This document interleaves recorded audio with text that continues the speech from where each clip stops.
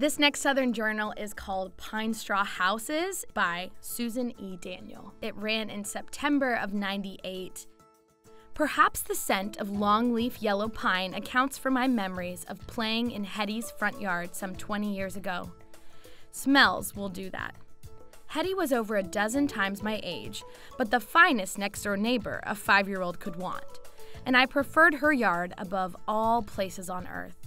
Beneath a stand of 30-foot pines, Hetty and I would sit in her great wooden lawn chairs and talk. After a while, she would ask, "Didn't I think that the pine trees smelled fresh?" Then, rising from her chair, she'd get a rake and motion for me to come along. Now, Hetty understood that certain pines were a superior resource for the task she had at hand. The longleaf variety in her yard produced the longest needles of all the southern conifers, and Hetty recognized their unique property. First, she would rake together a small mound of brown needles. I would scoop up handfuls and add to her pile.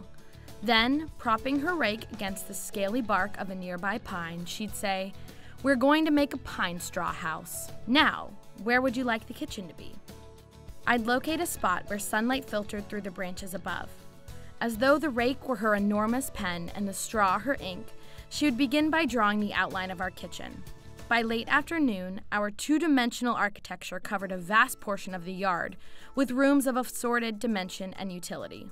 We'd walk through the spaces, always careful not to violate our invisible walls. For furnishings, we would find wooden crates, cushion them with pine straw, and cover them with old pillowcases or flannel blankets.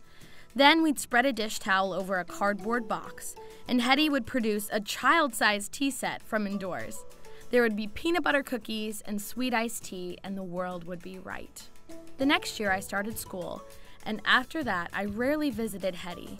When I reached the 2nd grade, she and her husband moved away, and a family with 3 children came to live next door. Amy, the youngest of my new neighbors, was 4. Her older siblings and I rarely allowed her to play with us, but one fall afternoon as I approached my neighbor's house, I noticed Amy alone beneath the trees in the front yard. She was just standing there, pouting and prying loose a piece of bark from one of the old pines. I knew she would get all sticky with the resin, so I parked my bike and started toward the tree to tell her to leave it alone. A gust of wind suddenly lifted and swooped the needle brushes overhead. The air felt like breath exhaled by the longleaf yellow pine. Its redolent scent refreshed memories of Hetty and the invisible walls where I'd played a few years before. I paused to reconsider my afternoon plans. "Come on, Amy," I said, as I looked around the yard for a rake. There wasn't one, so I began gathering pine straw with my hands.